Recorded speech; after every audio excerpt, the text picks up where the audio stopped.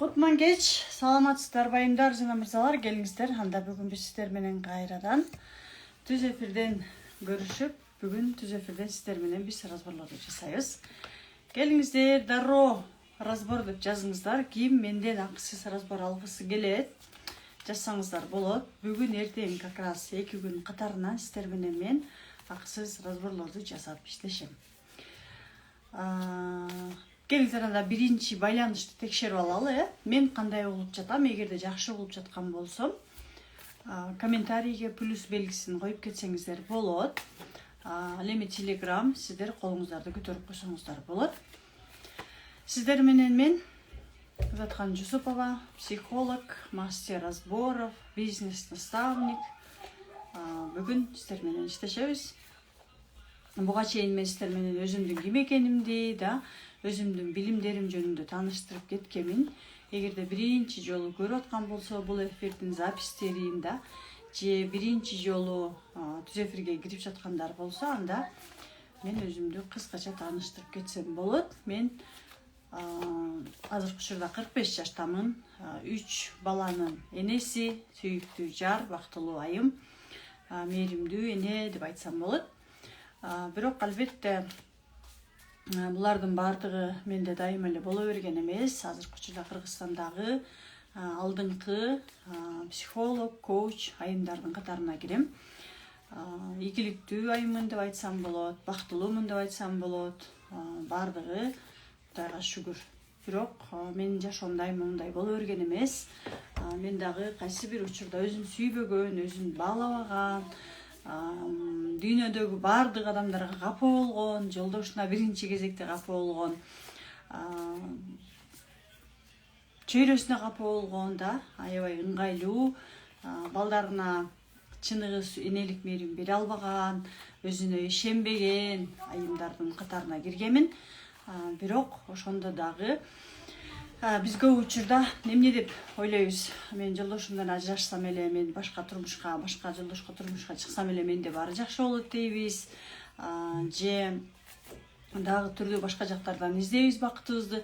На самом деле кептин баардыгы өзүбүздө экенин түшүнбөй келебиз. Буга мен жөн эле келип калган жокмун. Өзүмдүн жашоомдогу түрдүү көйгөйлөрдүн аркасынан, түрдүү жолдорду издегендин аркасынан да кантип мен өзүмө жардам берем, кантип үй бүлөмдү сактайм, кантип балдарыма жакшы тарбия берем, кантип өзүмдүн ордумду, бул дүйнөдөгү ордумду табам, кантип ийгиликтүү айым болсом болот деп ушунчалык изденүүнүн аркасында, анан албетте буга биринчи кезекте менин алган билимдерим, алдыма койгон максаттарым жардам берди.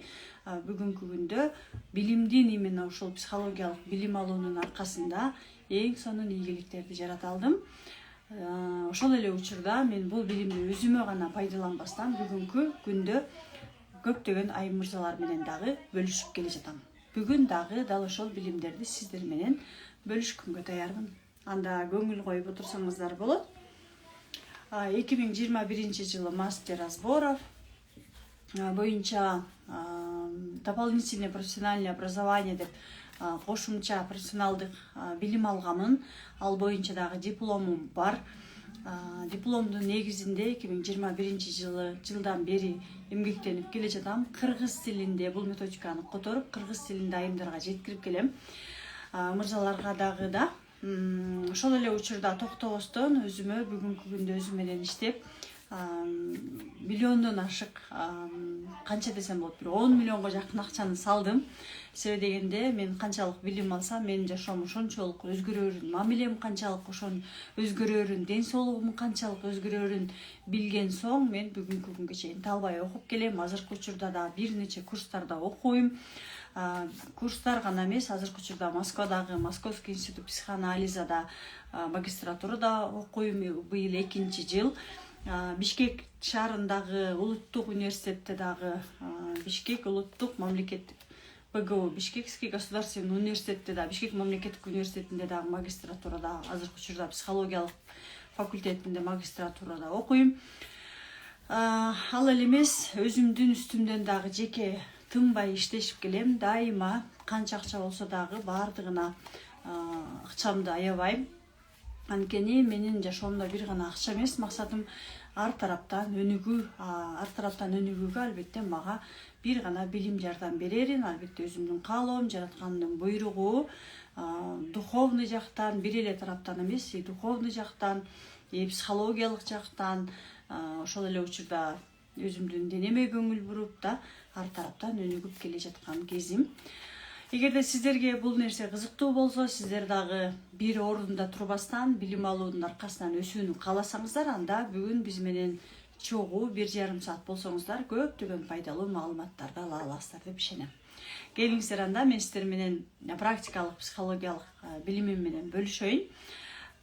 Разбор деп жазыңыздар. Мен кантип ийгилик жарата алдым и ошол эле учурда окуучуларым менен жараткан ийгиликтеримдин жемиши менен сиздер менен дагы акысыз бөлүшөйүн.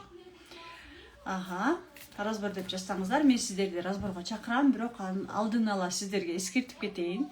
Эгерде түз эфирге чыкканда сөзсүз түрдө биз бул жактан психологиялык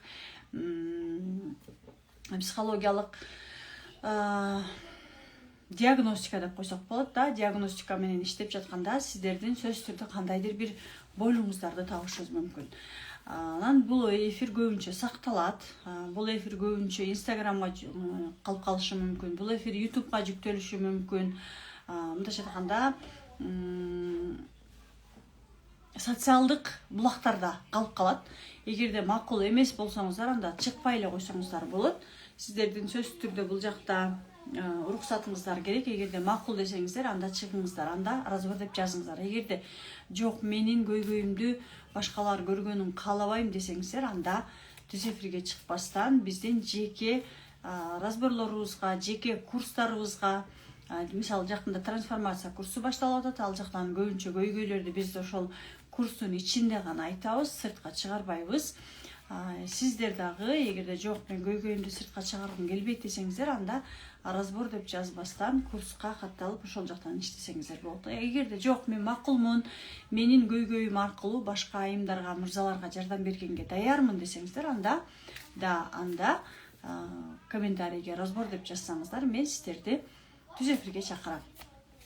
Келиңиздер, анда кеттик. Так, Арина Салиева.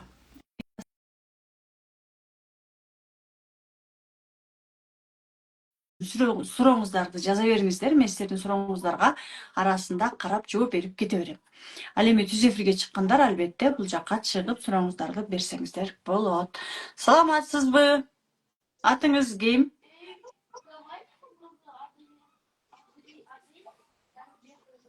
Бул жактагы айым пока кошулганга чейин. Чыгып кетти, интернет байланыш кыла алган жок. Хорошо, келиңиздер, анда мен дагы чакыра берейин түз эфирге. Исмаилова Жанатай. Көп учурда мен сиздерди түз эфирге чакыра албай калышым мүмкүн. Кайсы учурда, эгерде сиздер менин баракчама катталбасаңыздар, анда мен сиздерди түз эфирге чакыра албайм. Ошондуктан разбор деп жазардын алдында сөзсүз түрдө баракка подписка алып коюңуздар. Саламатсызбы? Атыңыз ким? Жанат. Жанатайым. Кандай запрос менен чыктыңыз түз эфирге?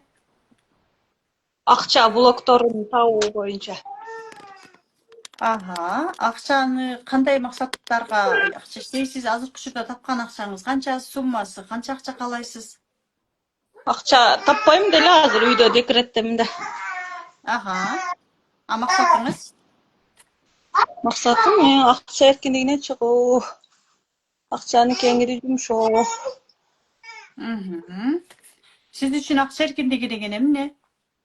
Аны кандай колдоном деп элестетесиз түшүнүгүңүз боюнча? Акча боюнча мисалы үчүн билим алууга жумшасам дейм, өзүм мурдагы калып кеткен илимдеримди, анан үй тиричилигини кеңири жумшоо, балдарым менен өзүмө кароо, ден соолукка.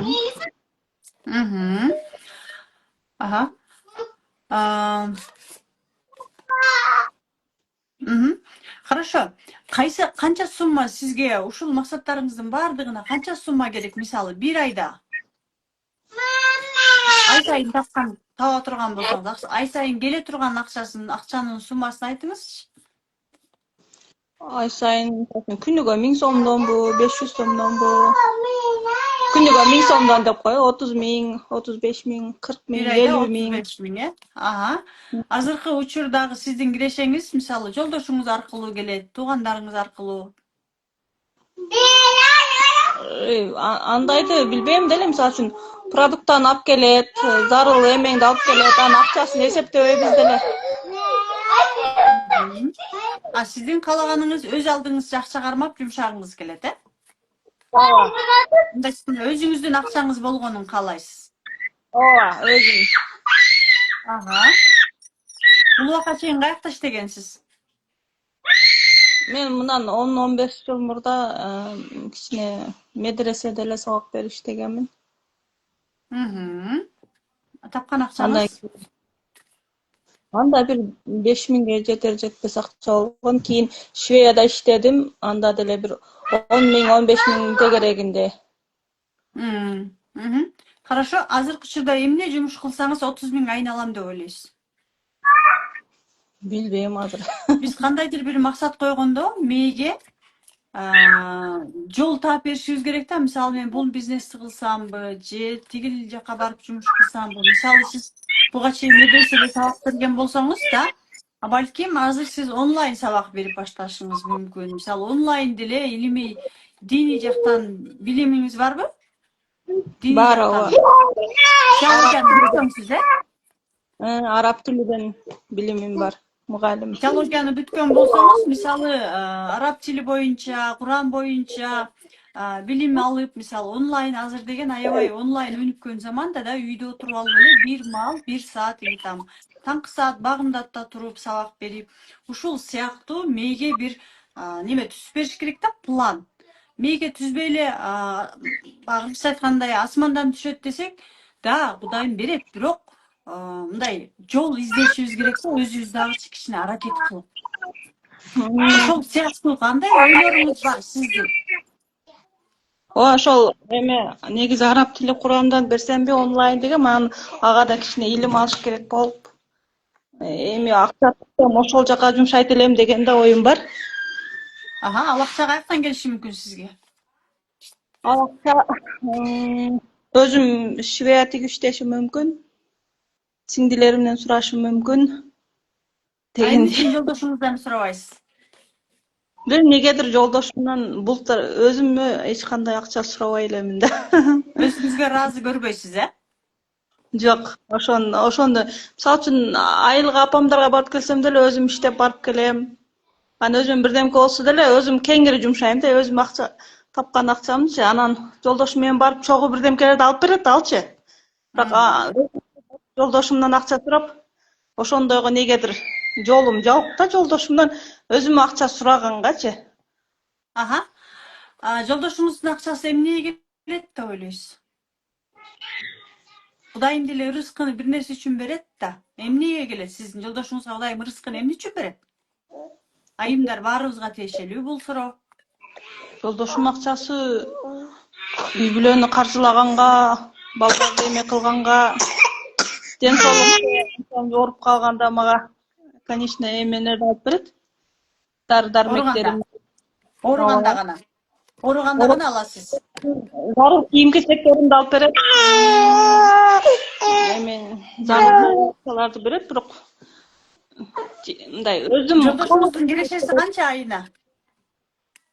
биз айылап санабайбыз да, ошону баягы зарыл болгондо алып келе берет да, анан именно мынча киреше деп айтпайбыз да.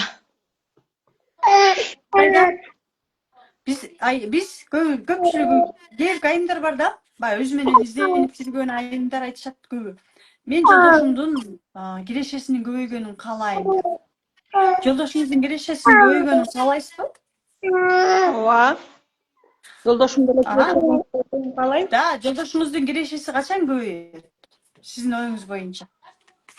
Эми көп эмелерге караганда аялга акча бергенде көбөйөт деп бүт эле психологдор айтып атат го. Ооба, да, анан психологдор айткандан кийин сиз ойлонуп көрдүңүзбү ошол суроо жөнүндө? Ойлонуп көргөндө деле, бирок мен негедир Өзüm уруксат бербейминби, бирок сураганга эч бир эмем барбайт да, негедирчи. Давайте сурап көрөбүз. Барыбыз тең азыр айымдар, бүт айымдар, мырзалар болсо, сиздер ата-энеңиздерди коюңуздар. Ал эми айымдар алдыңыздардан апаңыздарды, айымдар күйөөңүздөрдү элестетиңиздер. Хорошо? Келиңиздер, баарыбыз тең айымдар терең дем алып демибизди чыгарабыз. Мырзалар, сиздер да аткарсаңыздар болот. Терең дем алып демиңизди чыгарыңыз. Көзүңүздү жумбай деле мындай эле сезимдериңиз менен эле иштей берсеңиз болот. Эми айтыңыз. Алдыңыздардан баарыңыздар тең жолдошуңуздарды көрүңүздөр. Жолдошу жоктор, жөн гана мырзаны көрүңүздөр. Хорошо, баарыңыздар тең. Жолдошу жок айымдар жөн гана мырзаны көрөбүз.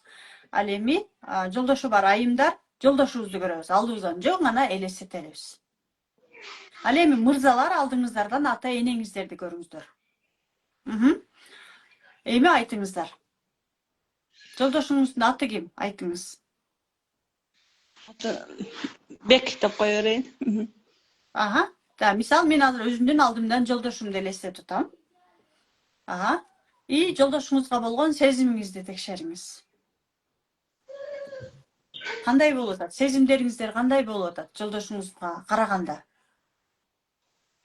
Иштеке деле. Хорошо. Айтыңыз. Жолдошум Бек. Жолдошум Бек. Мен сенден акча алгым келип атат. Мен сенден акча алгым келип атат. Мага акча керек. Мага акча керек. Эмнеге керек экенин айтыңыз. Өзүмө караганга. Мен өзүмө эмне алам? Эмне алганга керек айтыңыз. Мен өзүмө ден соолугума караганга акча, анан окуу курстарга. Айтыңыз. Көрдүңүзбү сиз, чтобы каалооңузга албаш үчүн атайын ооруйсуз дагы, ооруганга оңой аласыз.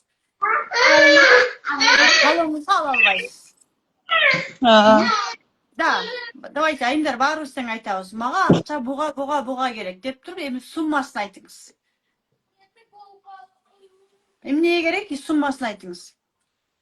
Менин суммам азырга 20 000 эгер окуймун десем. Да, мага айына 20 000 сомдон керек деп айтыңыз. Мага айына 20 000 сомдон керек. Мага айына 20 000 сомдон керек. Мен өзүмө жумшайм да, өзүмдү караганга жумшайм, билим алганга жумшайм. Мен өзүмдү караганга жумшайм, билим алганга жумшайм. Деп айтканыңызда жолдошуңузду жөн гана элестетсеңиз болот. Жолдошуңуз эмне деп атат сизге? Берем деп атабы же бербейм деп атабы? Ойлоп тураттым да, дегенсипчи. Сиз өзүңүз ушул сөздөрдү айтканда кандай сезимдер пайда болду сизде? Ыңгайсыздык. Мен өзүмө жалган сурап аткандай эле болуп атам да, мындай. Ойноп сурап Ишенбей сурап атасыз, Ишенбестен эле. Ишенбей эле сурап атасыз, айтыңыз. Жолдошум. Мен чынымды айтсам. Сенин мага акча берериңе ишенбейм. Же мен сенден аларыма ишенбеймби? Эмне деп айтыңыз келип атат? Мен сенден акча аларыма ишенбейм. Анткени? Эмнеге? Анткени мен сенден акча алып көнгөн эмесмин. Анткени мен сенден акча алып көнгөн эмесмин. Давайте эми элестетебиз. Жолдошубуз бизге ошол акчаны берди. Сизге 20 000 сомдон ай сайын берип атат, элестетиңиздер. Сиздерге акчаны ай сайын берип атат. Кандай сезимдер пайда болду? Ыңгайсыздык.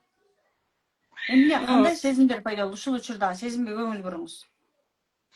Мынтип өзүм тайсалдап атам да, эми. Коркуп атасыз. Айтыңыз да, мен сенден акча алгандан коркуп атам. Мен сенден акча алгандан коркуп атам. Тайсалдап атам. Эмне үчүн? Күнөөлүү сезимби же эмнеге? Күнөөлүү сезим го дейм. Да, мен сенден акча алганым үчүн өзүмдү күнөөлүү сезип атам. мен сенден акча алган үчүн күнөөлөшө жатам. Aha, emnege күнөөлөшө жатасыз?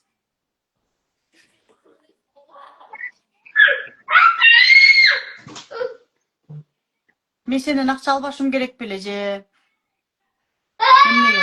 Өзүм иштеп, өзүм жумшашым керек дегендей сезим болуп атат. Мен өзүм гана табышым керек, Ооба. Мгм. Өзүм үчүн Хорошо. өзүм гана табышым керек.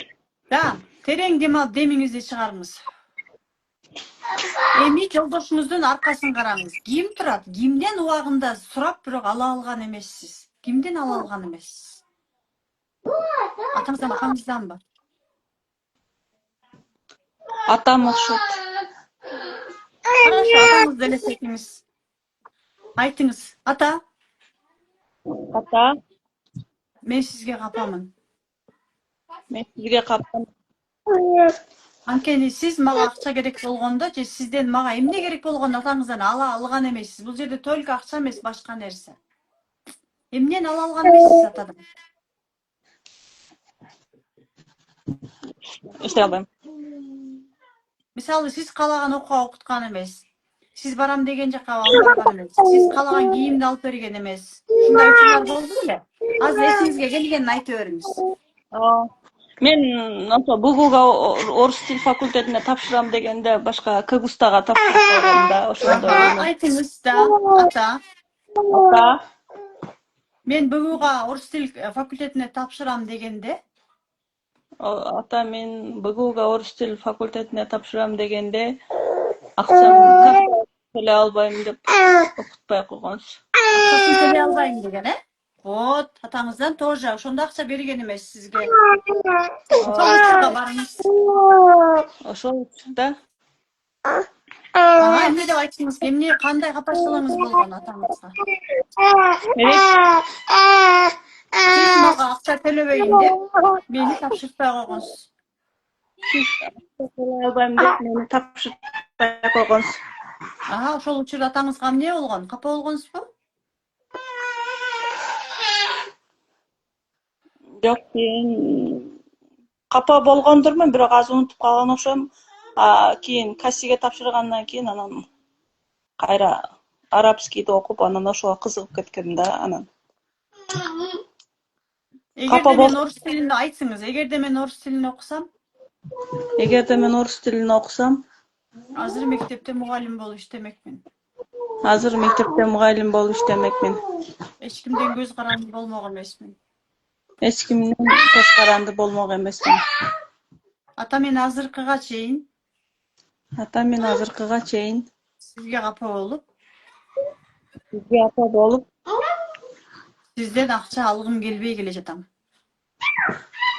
сизге капа болуп, мен сизден акча ала албай келе жатам. Алгым келбейт да. Алгым келбейт. Жашооңузда ушундай өкүнүчтөр болобу? Ошондо эгерде мен орус тилди бүтсөм, мен азыр мынтпекмин, тигинтпекмин, орусча билмекмин, тигини кылмакмын деген учурлар болобу? Болуп жүргөндө мурда ата эмеге мен орус тили билгенимде мен азыр биякта иштемекмин, тиякта иштемекмин депчи. Ошону айтып атпаймынбы да? Ошо окуп жүргөндө деле орус тилден өлө кыйналып, эгерде мен орус тилди билгенимде мен азыр кыйын эме болмокмун депчи. Да. Мен азыр посольстводо иштемекмин, переводчик болмокмун деп өтө өкүнгөн күндөрүм. Көрдүңүзбү? Канча энергияңызды да. Эми айтыңыз. Эми атаңыз эмне деп атат сизге азыр? Барыңыздар тең, барыңыздар тең. Сезимдериңиздерге көңүл буруңуздар. Жана жолдошубуздан кайсы учурда акча ала албайбыз, сурай албайбыз. Анткени кайсы бир учурда биз ата энебизден алгыбыз келген, бирок ата энебизден ала албай калганбыз. Сөзсүз түрдө акча эмес, ата энебиз акча берген, да, баарын эле берген.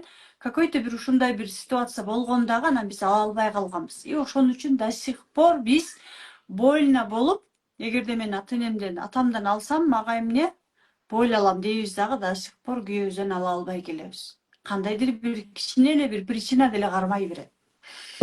Эми атаңызды караңыз. Эмне деп атат атаңыз азыр? Бул сиздин мээңиздеги эле воображение менен иштеп атабыз баарыбыз тең. Атам деле өзүн күнөөлүү сезгендей эми болуп турат да. Ага. Окуп албадым дегендей.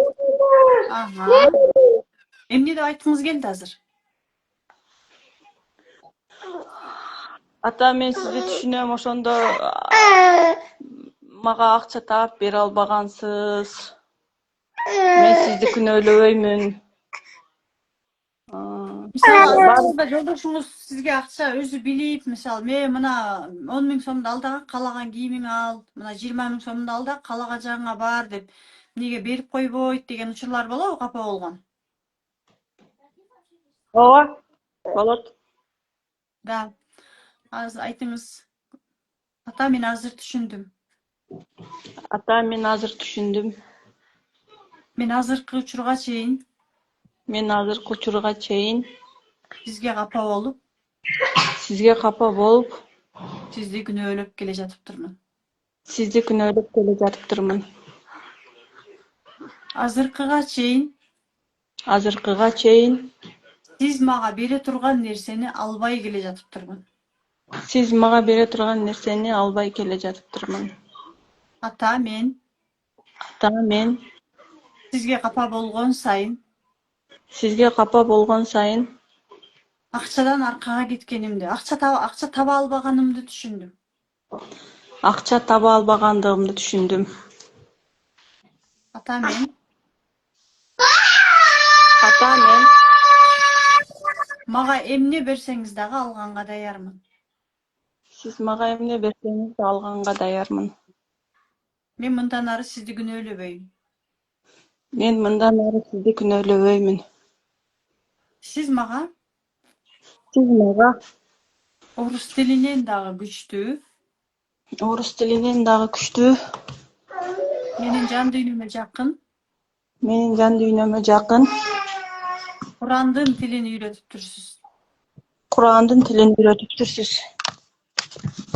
Ата, сиздин мага берген, Ата, сиздин мага көрсөткөн жолуңузду баалайм. мага көрсөткөн жолуңузду баалайм. Урматтайм, сыйлайм. Урматтайм, сыйлайм. Мен дал ушул жолумду кабыл алам. Мен дал ушул жолумду кабыл алам. Мен мындан ары дал ушул билимим менен акча табам.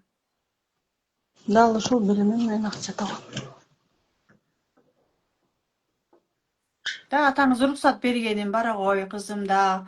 Сен аябай жакшы, мисалы азыркы учурда орус тилин деле жакшы нерсе да.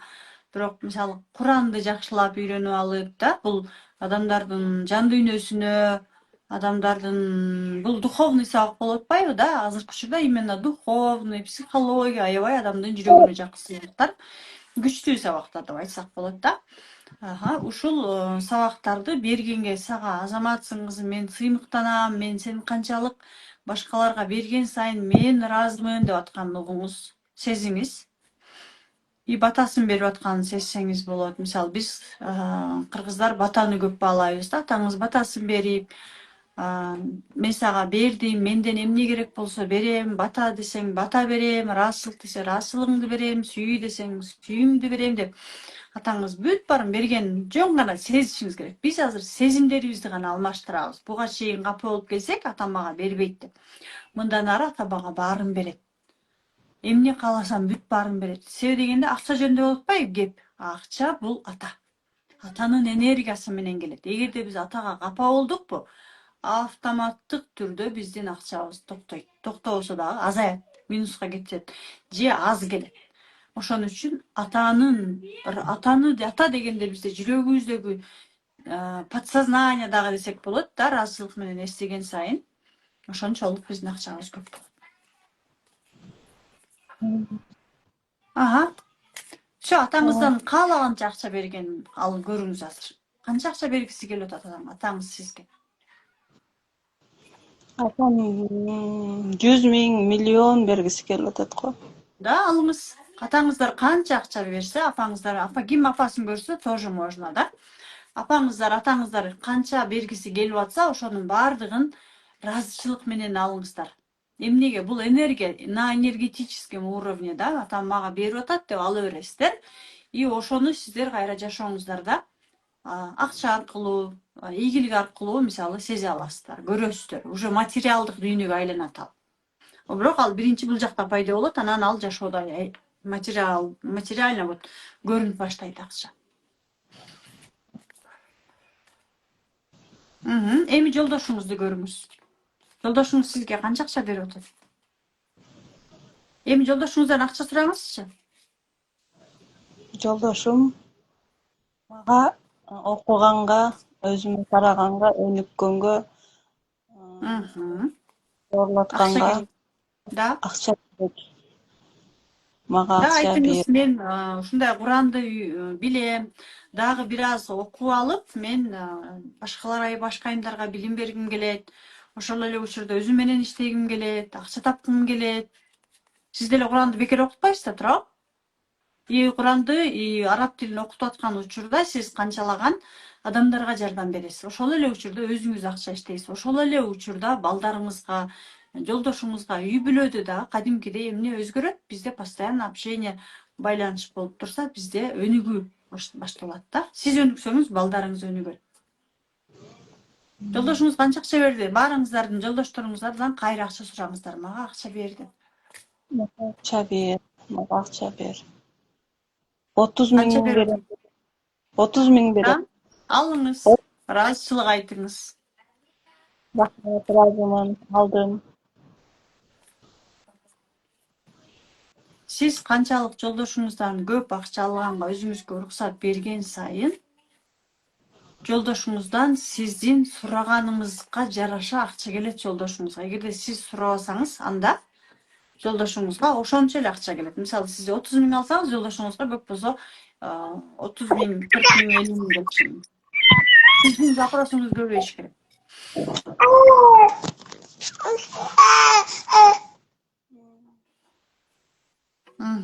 Кандай болду сезимдериңиз? Тердеп, ысып, эки колум калтырагансып эле. Да. Буяктан биягым тердеп чыкты го. Эки колдорумдан. Да, кадимкидей энергияны сезип атасыз, Тердеп ысып Да. чыгып атам. Эми айымдар, мырзалар, баарыңыздарга тапшырма. Сиздер айтып атышыңыздар мүмкүн да. Эми ушинтип эле койсом эле кантип акчам көбөйүп кетсин. Эми ушундан эле кантип акчам көбөйүп кетмегиле дешиңиздер мүмкүн. Бизде миллиондогон, миллиарддаган нейрондук байланыштар бар. Ал нейрондук байланыштар биздин жашообуздагы бүт программаларды ошолор чечет, ошолор түзөт. Мындайча айтканда, компьютербиз. Биз дагы биринчи компьютерге программа киргизилет, анан ошол программанын негизинде ишке ашат. Биздин жашообуздун программасы именно ошол нейрондук байланыштар бар биздин мээбизде, да. Ошон үчүн биз азыр жөнкада элестетип койдукпу, да? Бизде уже жаңы нейрондук байланыш пайда болду. Эмне деген? Мен жолдошуман акча алсам болот. Мен атаман акча алсам болот деген байланыш пайда болгондон кийин, ал акырындык менен жүрүп отуруп сиздин жашооңузга балким эртең жолдошуңуз 30 миң берет. Балким сиз өзүңүз 30 миң табасыз. Мисалы, бириңиздердики 30 миң, бириңиздердики 10 миң, бириңиздердики 100 миң, бириңиздердики миллион. Ар кимдин запросу ар түрдүү. Туурабы? Ошон үчүн биринчи бул жактагы нейрондук байланыштарды жаратышыбыз керек, чтобы жашообузда результат болуш үчүн. Эми сиздерге баарыңыздарга тапшырма, күндө эрте менен турасыздар дагы, апа акча берчи дейсиз. Бир неме ачып коесуздар. Какой-то бир коробканы ачып койсоңуздар болот. И апаңыздар же атаңыздар сиздерге 30 миңден күнүнө берип атканын элестетесиздер. И ошол жака кагазга 30 миң сом деп жазасыз. Кааласаңыз анан оюнчук акчалар болот го, ошону алып коесуз дагы. Күндө атаңыз 30 миңден берип атканын көрөсүз. Күндө 30 миң болбосо деле, мисалы 1000 сомдон да атпайсызбы күнүнө. Күнүнө 1000 сомдон атаңыз берет, сиз сияка сала бересиз. Күнүнө 30 миң берет, саласыз. Как будто сизге атаңыз менен апаңыз берип аткандай сезиңиздер. Кимден алып атсаңыздар азыр ошол адамдан. И күндө ошентип 30 миң сомдон, 5 миң сомдон, 10 миң сомдон ала бергенде ме ишенип баштайт уже. Апам мага берет турбайбы? Атам мага берет турбайбы дейт да, анан күйөөңүз берип баштайт, анан жумуштан берип баштайт. Өзүнөн өзү уже жашоодо пайда болуп баштайт. Ме ишенгенде. Түшүнүңүздөрбү? Күндө эрте менен турганда эле дароо апамага 1000 сом бериңиз. Атамага 5000 сом бериңиз. Эгерде миллион десеңиздер апамага миллион бериңиз. 30 күнгө бөлөсүздөр дагы мисалы миллион десеңиздер күнүнө 30 миңден, 33 миңден, 35 миңден аласыздар. Мисалы сиз күнүнө 30 миң деп койдуңузбу план? Күнүнө 1000ден, 2000ден ала бериңиз. 5000ден күндө. И мени ишендиргенден кийин мени биринчи кезекте мени ишендириш керек. Уже акыркы уже учурда өзүңүз ишенип баштайсыз. Мен чында эле атаман акча алып атам депчи. И чындыгында уже аны өзүңүз байкайсыз, сезип баштайсыз. Макулбу? Түшүндүңүзбү? Рахмат. Рахмат сизге. Албетте сизге дагы билим алышыңыз керек. Да, психология сөзсүз керек. Куранды окуткан күндө дагы азыркы учурда Куранга көбүрөөк психологияны аралаштырсаңыз, сиз оңой элге жеткиресиз. Эмнеге? Анткени психологияны окуганда сиз элдин жөнөкөй жашоонун тилинде бере аласыз Куранды. Сизге ийгилик каалайм, билим алыңыз, окуңуз. Келечекке сөзсүз түрдө Кудайым буйрса чыгасыз. Чыгам деп өзүңүзгө ишенсеңиз эле чыгасыз. Мейли? Рахмат. Рахмат сизге. Келиңиздер айымдар. Кимде кандай сезимдер пайда болду бөлүшүңүздөр сезимдериңиздер менен. Сиздерге бул практика жактыбы, кандай практика болду да? Азыркы учурда аябай көп айымдардын бул көйгөйү деп айтсам болот. Даже суроосу, чоң суроосу да. Жолдошум мага бербейт. Күйөөмдөн сурап кошо берсем болот. Да, күйөөңүздөн деле сурап кошо берсеңиз болот. Бербейт дей беребиз, сурабайбыз, айта албайбыз, өзүбүз ыңгайлуу боло беребиз. Бул жакта бир нерсебиз уруксат бербейт да, анан кийин күйөөбүздү күнөөлөйбүз, мага бербей койду, мага тигинтпей койду, мынтпей койду деп да. На самом деле биз өзүбүзгө бул жактан уруксат бере албаганда жолдошубуз бизге бербейт. Азыр практиканы ойлодум, тамактарым болгон кыйналдым. Да, бериңиздер. Ой, бөлүшүңүздөр да. Да, ушундай практикалар бизге керек. Айымдарга да керек, мырзаларга дагы керек. Мисалы, жумушу болбогон мырзалар бар да. Бул только айымдарга эмес, мырзаларга дагы тиешелүү. Жумушу болбойт, канча аракет кылса деле жумушу болбойт. Потому что бул жакта программа жок. Мен дүйнөдөн алсам болот деген программа жок. Дүйнө деген эмне? Мисалы биздин клиенттерибизден алган акчабыз да, биздин жумушубуздан алган айлыгыбыз бул эмне? Биздин балалыктагы атам менен апам мага акча берет деген программа. Биякта просто программа жок. Берсе дагы акча жок, ушуну эле ал. Тигин алам десек, мисалы, оюнчук алам же муну алам десек, акча жок. Ошол сыңар эле азыр бир нерсе алалы десек эле акча жетпейт. Жок. Потому что бул жакта акча жок деген программа бар да. Акча жетпейт деген программа бар да. Ошон үчүн бизде акча жетпейт. Ошон үчүн постоянно кыйнала беребиз. Вот программанын негизинде биз жашообузга эмне болсо, эмне программа болсо жашоодо ошону көрө беребиз.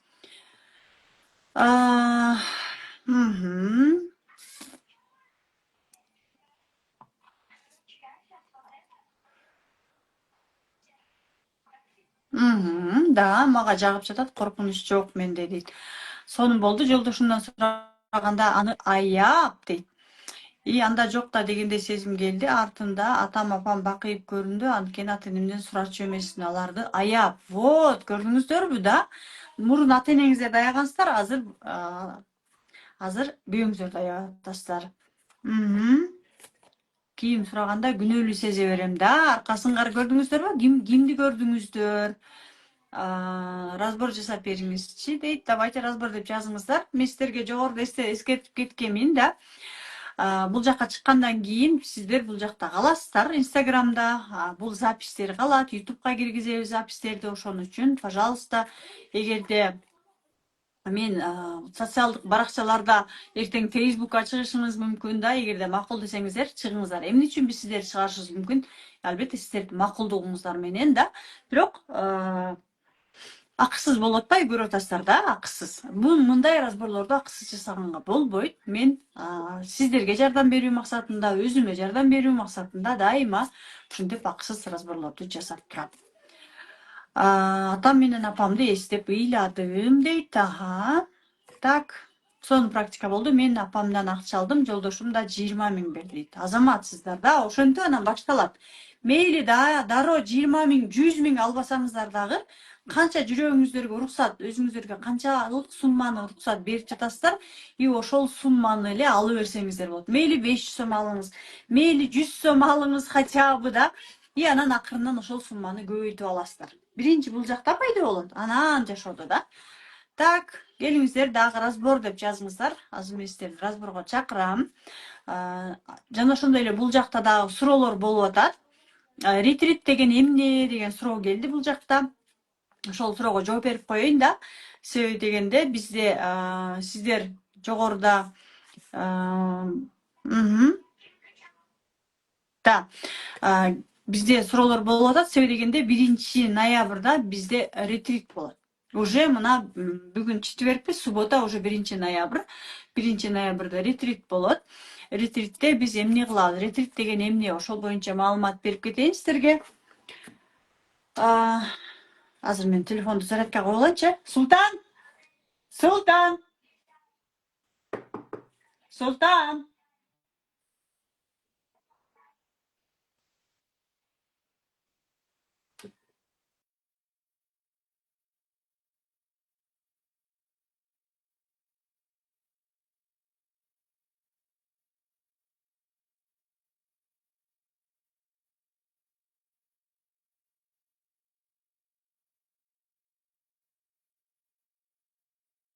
Мгм.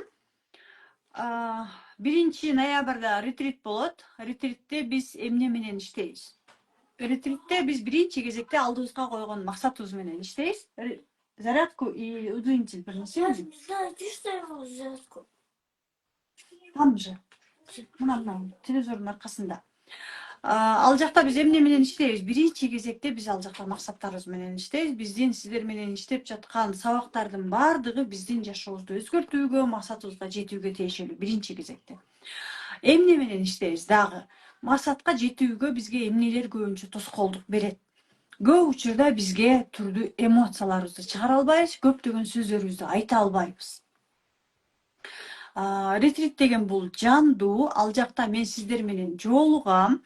Ал жакта биз атайын үйдү алабыз арендага да, и ошол жакта сиздер менен саат 1ден баштап эртеси саат 8ге чейин ретрит болот. Мындайча айтканда 20 сааттык ретрит. 20 саат ичи эмне кылабыз дешиңиздер мүмкүн. 20 саат ичинде мен сиздерге түрдүү биздин энергиябыз блокто болот.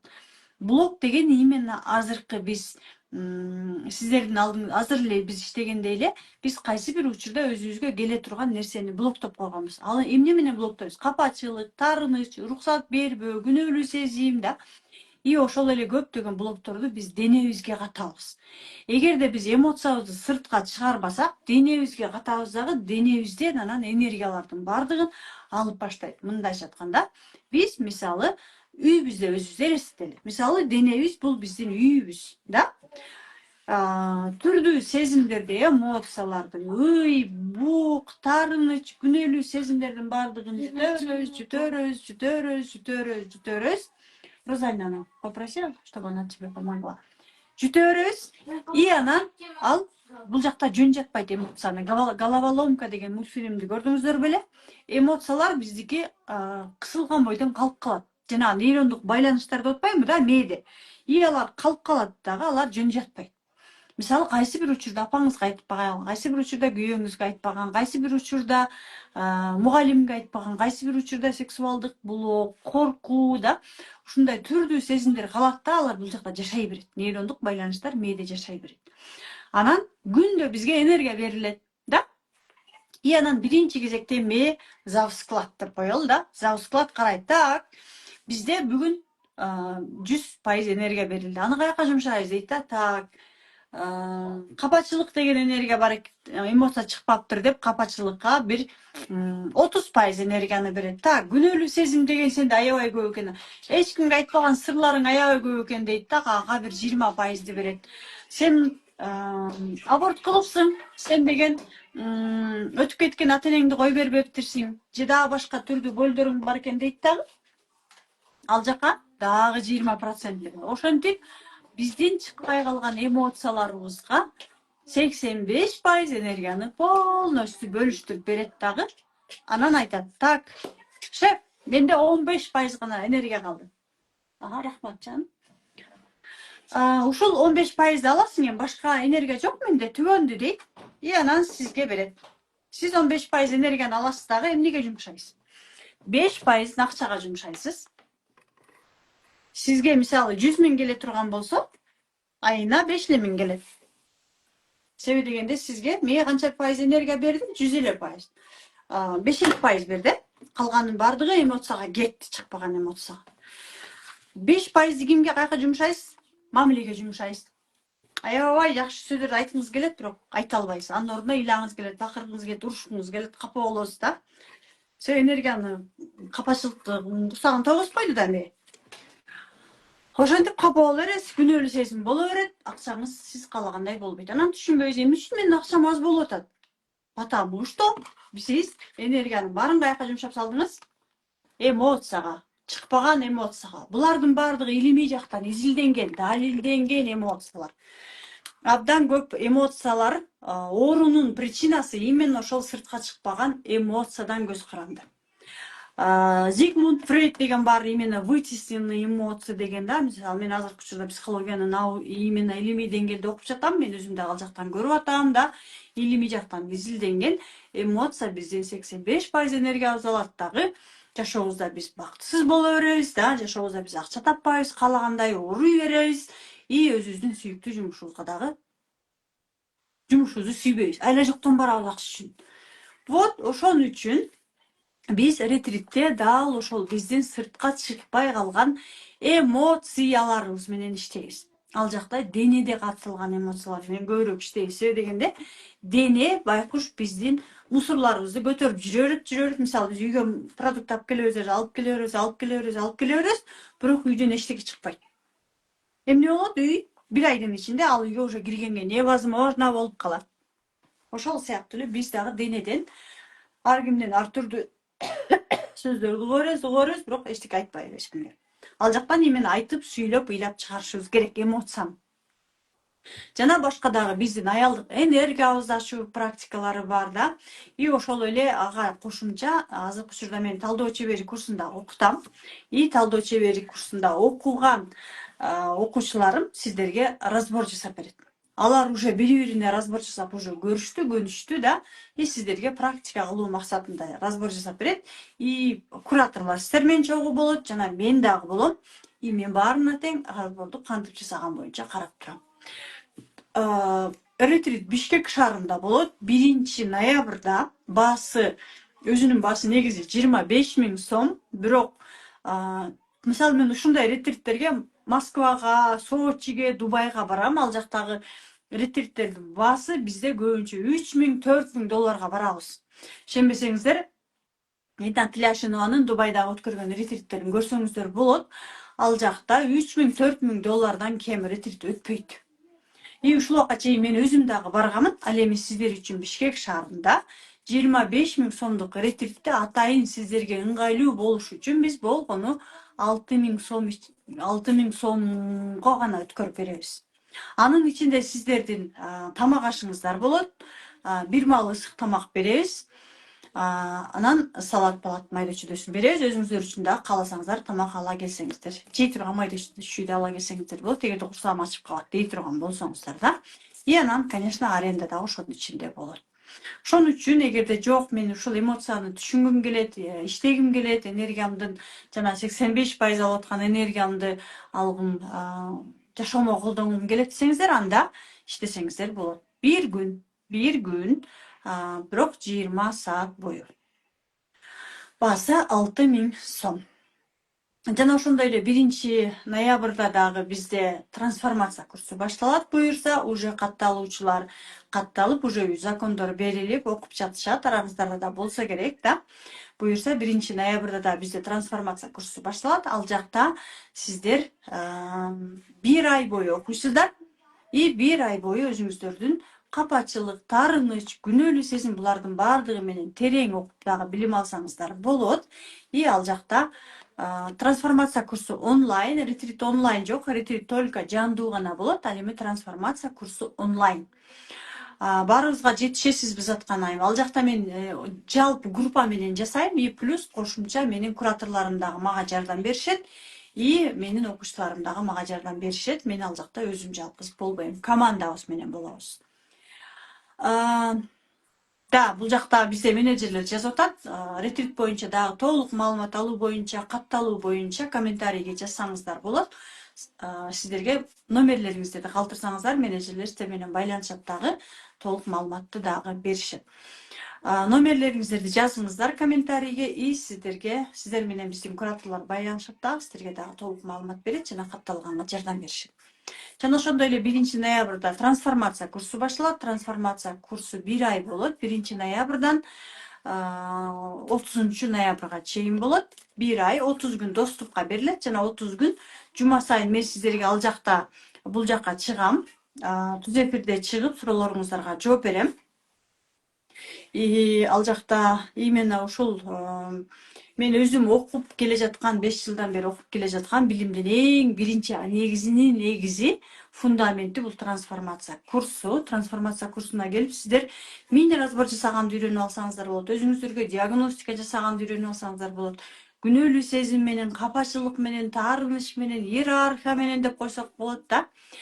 Болот. Ошон үчүн трансформация курсунун баасы канча деп сурап атасыздар. Трансформация курсунун баасы болгону 5000 сом. А так трансформация курсунун баасын мен мисалы баа коюп айта албайм. Себеби дегенде трансформация курсунун баалуулугу чексиз. Мен вообще баа бере албайм. Себеби дегенде мен үчүн бул курс өтө баалуу. Себеби дал ушул трансформация курсу менен мен өзүм дайыма иштейм. Элестеткиле, мен балдарымдын ден соолуктарын жакшырта алдым, мамилемди жакшырта алдым да. Өзүмдү түшүнө алдым, өзүмдүн түрдүү күнөөлүү сезимден арылдым. Эми айта берсем чексиз. Мисалы жашоодогу ушундай нерселерди, мисалы канча акчаң болсо деле, жашооңдо үй бүлөңдү бакытчуу, кызычуу болуп турсаң, бул сиз үчүн канча бир дагы акчага теңелгиси результат. Вот үй бүлөдөгү мамилемди оңдой алдым да, өзүмдү сый алдым, өзүмдү баалай алдым, өзүмдү татыктуу деп айта алдым да. Жолдошумдан дагы аябай сонун баалуу белек алдым. Мен бүгүн сиздер менен ошон үчүн ошол практиканы жасаттым. И буюрса жакында уже Инстаграмдан көрөсүздөр. Уже баардыгы даяр болуп тартып койдук. Буюрса Инстаграмдан карап турсаңыздар, сөзсүз түрдө эмне беле экенин жакында өзүңүздөр көрсөңүздөр, күбө болсоңуздар болот. Ретритке канча айым аласыздар дейт. Ретритке 25-30 айым гана алабыз. Орундар чектелүү. Биз акыркы жолу качан өткөрдүк? Октябрдан башында өткөрдүк окшойт, же сентябрдын аягында өткөрдүк. Анда 50 айым алганбыз. Азыр 50 айым албайбыз. Азыр көп болсо 30 айым болушу мүмкүн, андан көп болбойт. Так, трансформация курсуна жана ретрит боюнча комментарийге номериңиздерди калтырыңыздар. Менеджерлер байланышат. Ал эми мен сиздерге разбор жасаганды улантайын, уруксат берсеңиздер. Келиңиздер, давайте разбор деп жазыңыздар.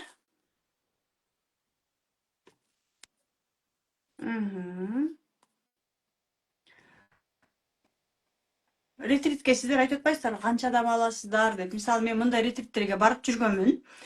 Ретриттерде биз 2000ден, 3000ден мен көп ретриттерге барганмын аябай да. 2021 Сочиге барганмын. Ал жакта 4000 окуучу барганбыз ретритке. Ошондогу коюп, ошондо алып келген запросторумдун результаттарынын баардыгы болгон. Андан кийин мен Москвага бардым. Москвада деген 2000 окуучу барган ретритке элестетиңиздер да. Мен Сочиге бардым. Сочиде дагы аябай көп айымдардын арасында болдук да. Ретритте мен мындай жеке иштөө эмес, ретрит деген именно канчалык адам көп болгон сайын ошончолук трансформация күчтүү болот. Эмнеге? Анткени адамдардын энергетикасы бириккенде и трансформация болгондо бири-бирине трансформация болгонго жардам берет. Ошон үчүн количествого вообще башыңарды ортпогула. Эң башкысы баардыгы тең өзгөрөм деген айымдар келет да. Баардыгы тең результат алам деген максаты менен келген айымдар болот. И баарыңыздар чогуу ошол жерден иштеп жатканда чогуу трансформация болгонго бири-бирибиздин энергиябыз менен, бири-бирибиздин каалообуз менен жардам беребиз дагы.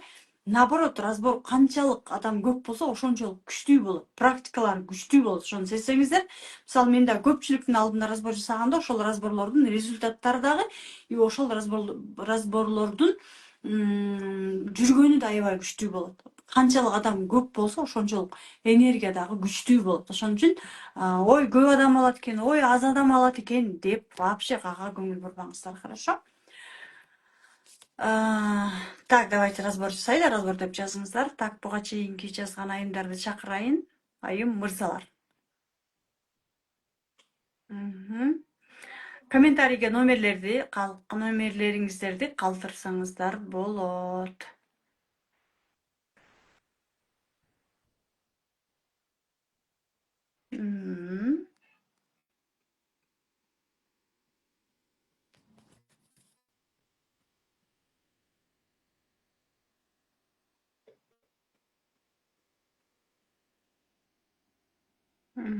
Так.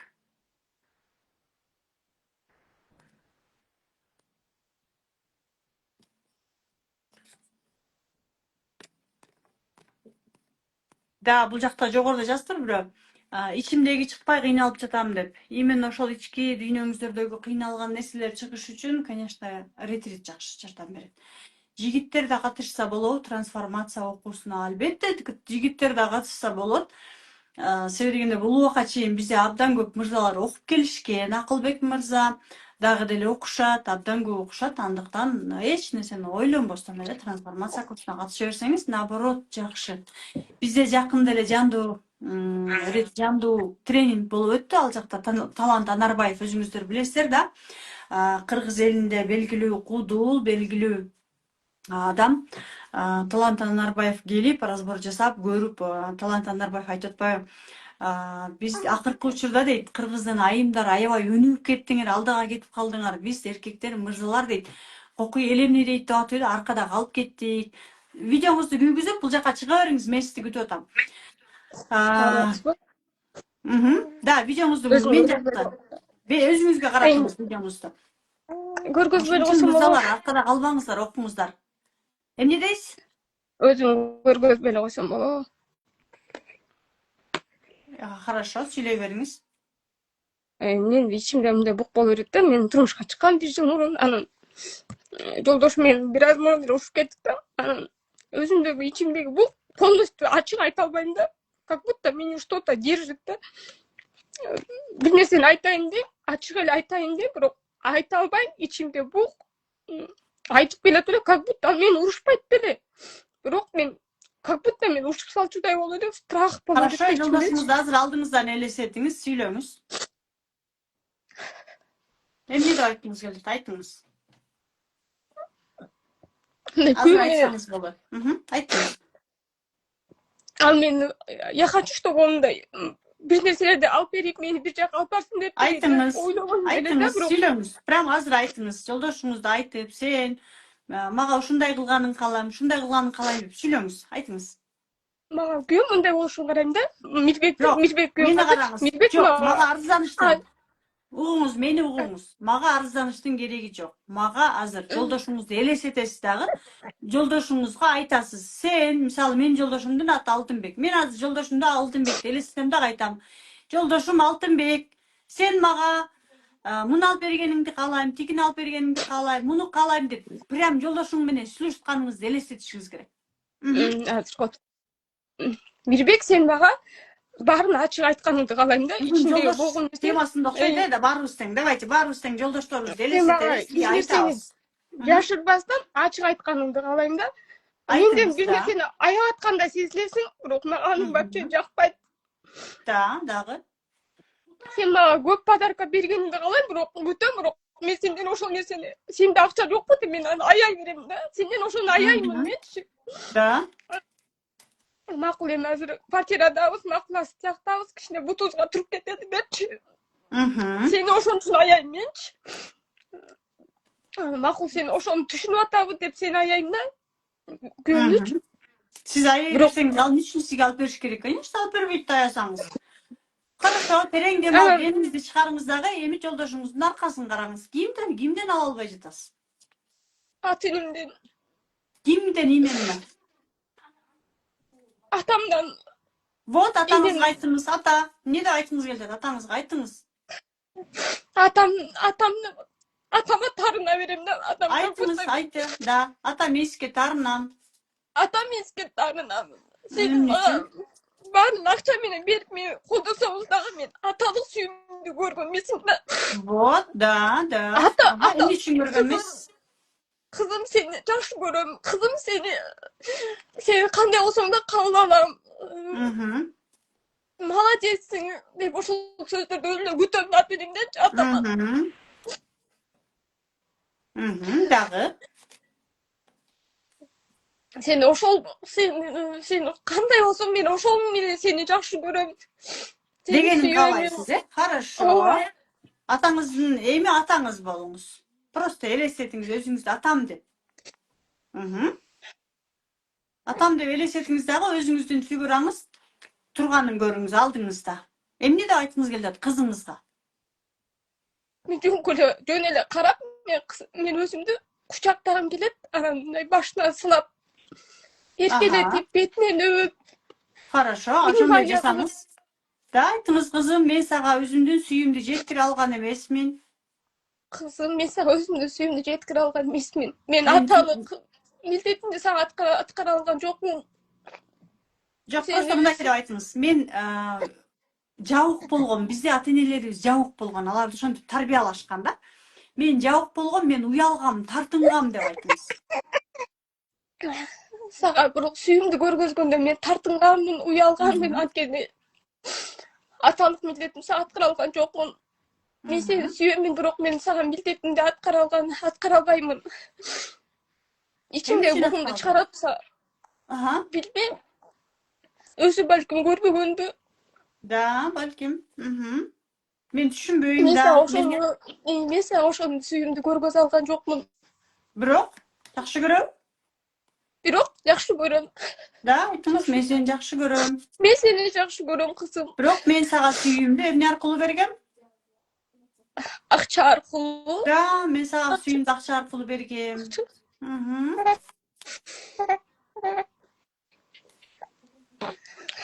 Дагы эмне аркылуу бергиси келген? Көбүнчө акча менен муну кылып атам, окутуп атам деген сыяктуу болчу. Ошол менен сени багып атам, силерди мындай метип атам деп бизге сүйүүсүн көргөзө алган жок да. Да, мен сага жасаган камкордугум бул менин аталык сүйүүм болчу.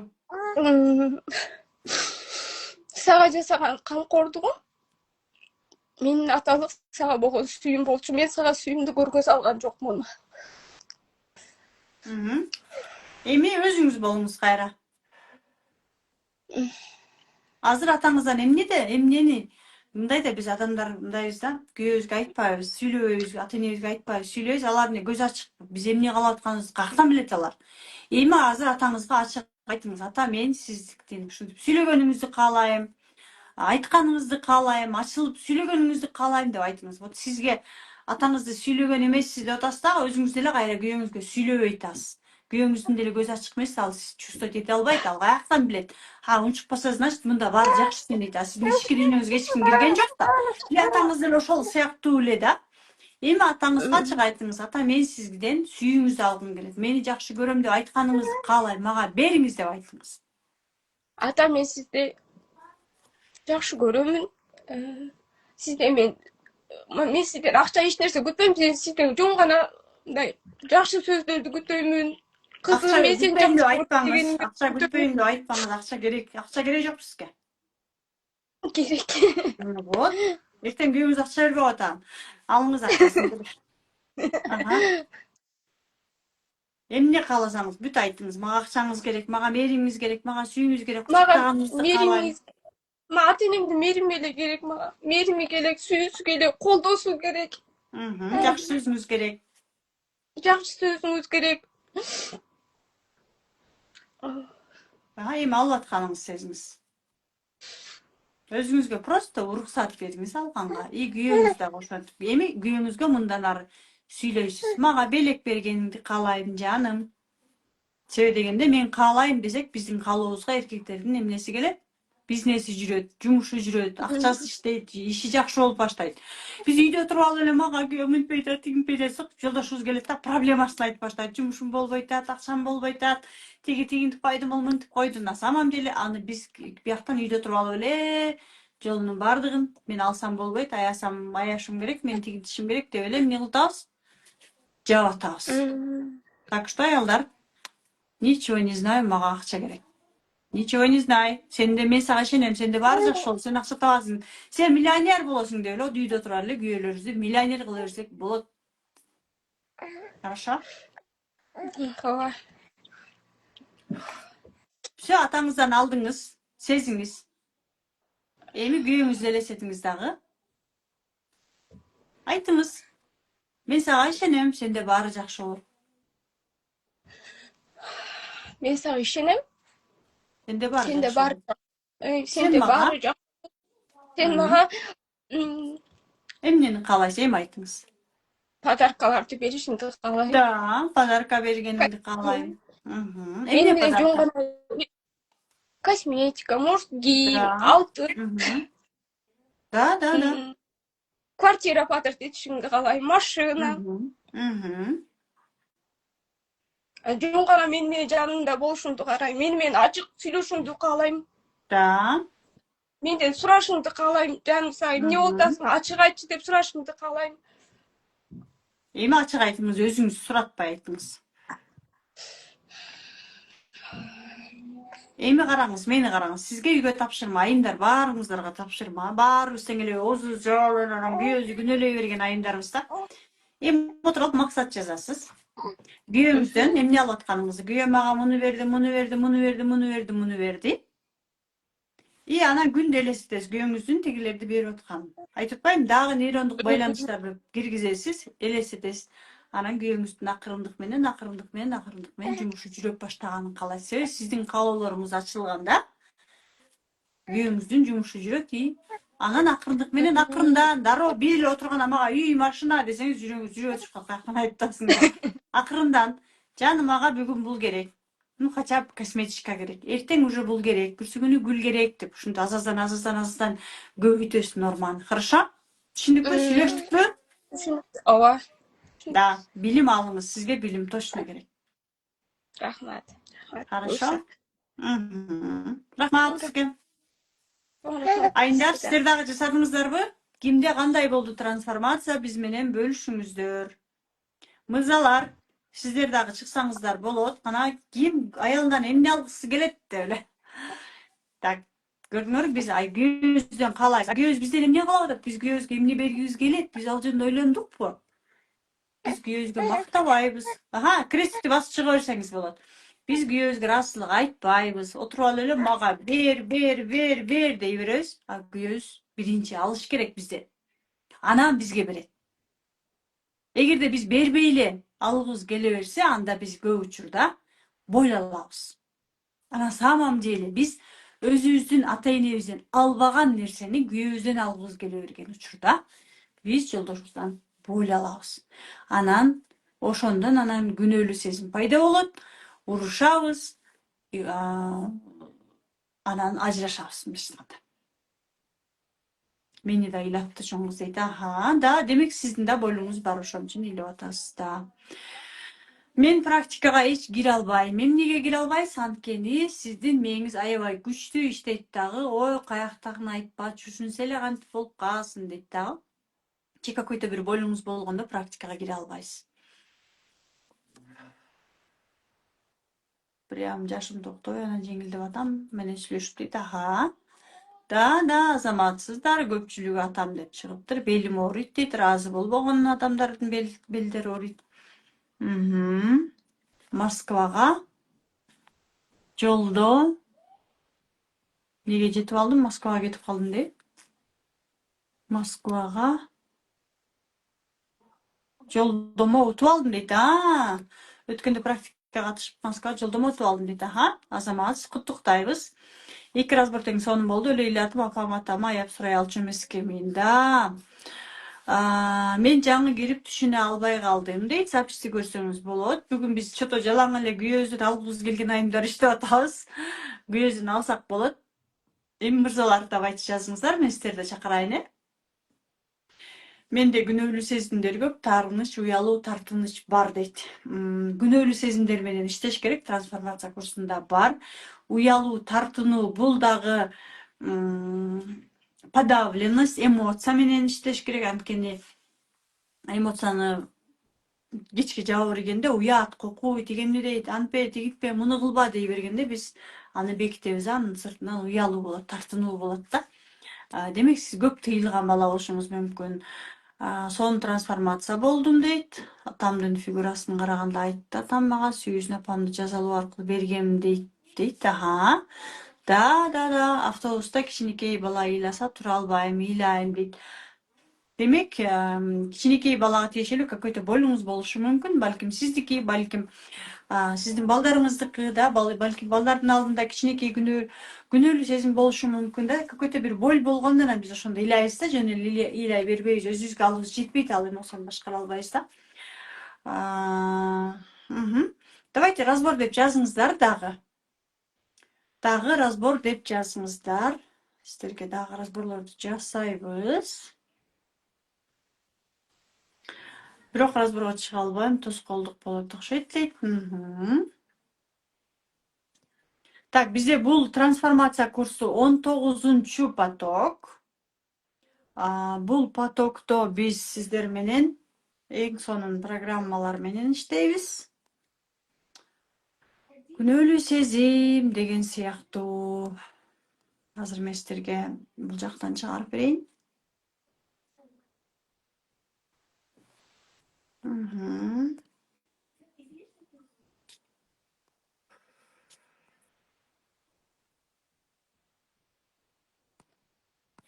Так. Разбор деп жаза бериңиздер комментарийге. Мен азыр сиздерди разборго чакырам. Вот. Трансформация курсу. 19-чу поток. Вот.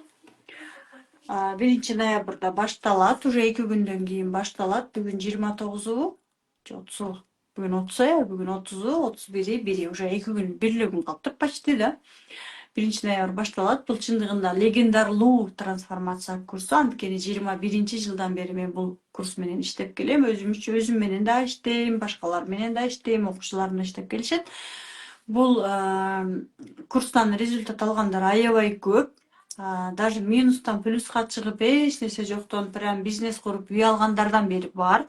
Эмнеге анткени бул жактагы программаны өзгөрткөн, терең иштеген курс. Кейси заткан деген менин баракчама кирсеңиздер, ошол жакта трансформация боюнча результаттар, реалдуу результаттар, чындыгында болгон результаттар. Мен эч кимден мени жөн эле мактап койчу, мага жөн эле отзыв берип койчу деген адам эмесмин. Анткени мен балансты аябай жакшы сактайм. Бирөөнүн жалган сүйлөгүм келбейт. Болгонун болгондой эле айтам да. Ошон үчүн кейси ызаткан деген баракчадан бүт результаттарды көрсөңүздөр, алардын бардыгы реалдуу результаттар. Ал эми трансформация курсуна катталуу боюнча көрдүңүздөр да, өзүнүн баасын биз 10 000 сомдон сатканбыз бул убакка чейин. Да, акция дайыма кылып турабыз. Анткени көптөгөн айым мырзалар өздөрүнө уруксат бербейт, өздөрү менен иштегиси келбейт да. Көптөгөн айым мырзаларга ыңгайлуу болуш үчүн дайыма мына быйыл жаңы жылга карата 5 000 сомдон гана деп берип атабыз. 50% скидкасы менен. Андыктан 1 айлык 30 күндүк курсту 5 000 сомго алып, ошондо күнүнө эсептегенде где-то 170 сомдой эле коеюнчу. Ладно, 170 сомдон күнүнө 170 сом төлөп жашоону өзгөртүү да, түрдүү результаттарды алуу, бул абдан сонун нерсе. Да. Жанагы айым айткандай эле дейт, мен да жасай албайм, разбор кандай эле болуп калсын деген ойлор басып калат дейт.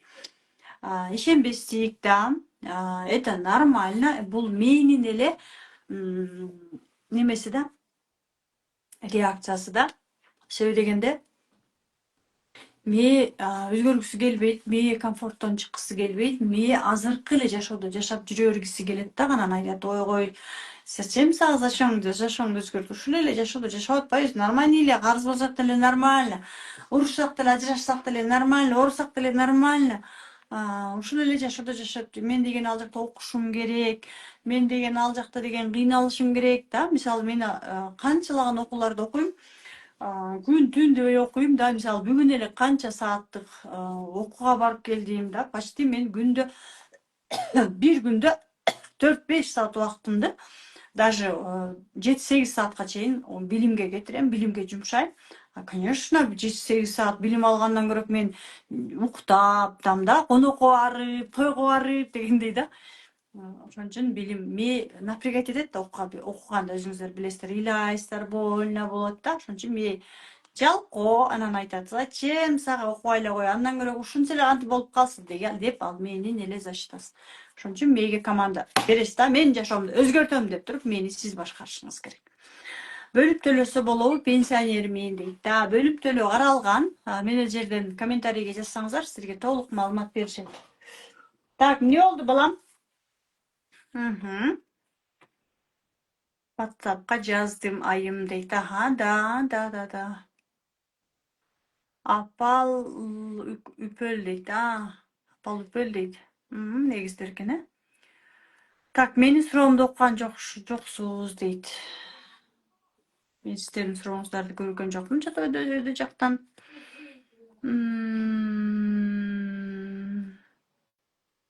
Да, өздөрү эле ыйлатат экен дейт да. Так, давайте дагы түз эфирге чакырайын, Арзы Маматова. Давайте Арзы Маматова келиңиз, түз эфирге чыгыңыз. Башкабыз трансформация болгонго, практика жасаганга даярданып отурабыз. Ручка барагыңыздарды алып алсаңыздар да жакшы, себеби дегенде ручка баракты алган сайын да эсиңиздерге жаккан сөздөрдү жазып кете берсеңиздер, ошончолук пайдасы тиет сиздердин жашооңуздарга. Мен деле сиздерге ошол эле кайсы бир учурда изденип окуп жүргөмүн. Караңыздар, бүгүн кандай сонун результаттарды жашоомду жарата алдым, ден соолугумдан жарата алдым. Мен цирроз печенден айыккан, өзүмдү мээ менен иштеп жатып, медицина албетте тоже керек болгон. Психологиялык жактан, медициналык жактан иштеп, цирроз печенден айыктым 22-жылы ооруганмын. Ал боюнча да маалыматтар бар. 2 миллион сом карыз болгонмун 21-жылы. Ал менен иштеп, өзүмдүн түрдүү карыз деген программаларым менен иштеп, андан чыкканмын. Жолдошума турмушка чыгып 10-жылы. Видеоңузду күйгүзүп, мен жакты карай чыгыңыз. 2010-жылы турмушка чыгып, 21-жылга чейин 11 жыл бою күйөөм менен ажырашам деп капа болуп, таарынып, азыркы эле айым айткандай, эмне үчүн мага бербейт, эмне үчүн мага муну алып бербейт, эмне үчүн мага тигинтпейт деп капа болуп жашаган айым болгонмун. Азыркы учурда жолдошум экөөбүздүн мамилебиз абдан сонун, үй бүлөмдү сактай алдым, балдарым менен мамилемди оңдой алдым. Жолдошумдан эң сонун азыркы учурда белектерди алып турам. Анан, конечно, алдыда дагы абдан көп максаттарым бар. Ошол эле учурда балдарымдын ден соолуктарын оңдой алдым.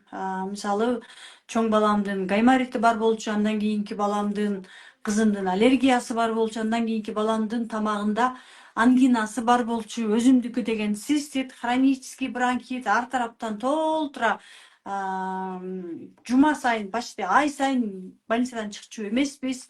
Азыркы учурда Кудай сактасын, эч кимдин эч кандай оорусу жок. Булардын бардыгы менин ошол сыртка чыкпаган эмоцияларымдын айынан болгон. Бул жакты мени тазалагандан кийин биринчи кезекте жашоомдо эч кандай балдарым оорубайт. Кудай сактасын, больница дегенди билбейбиз. Бир аябай бир түшүнүксүз бир нерселер болуп кетип эле кокустан анда деле менин сүйүүмдү алыш үчүн эле ооруп калбасак да.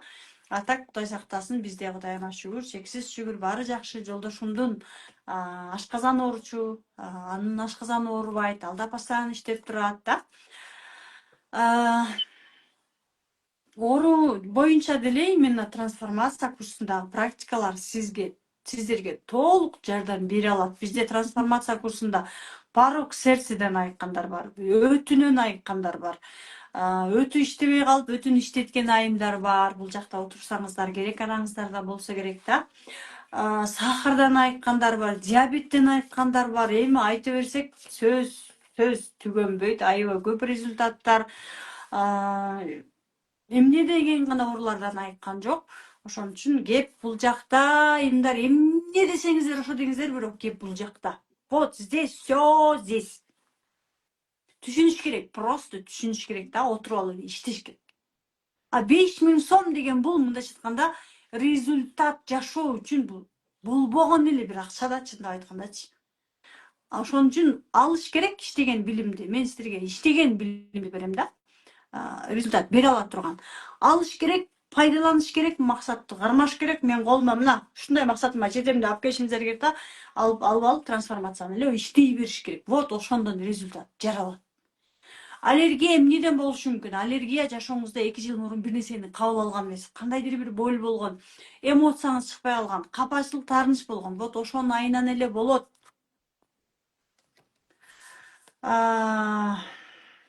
Цирроз менен ооругандарга да разбор жасайсыңарбы дейт. Мен разбор жасабайм.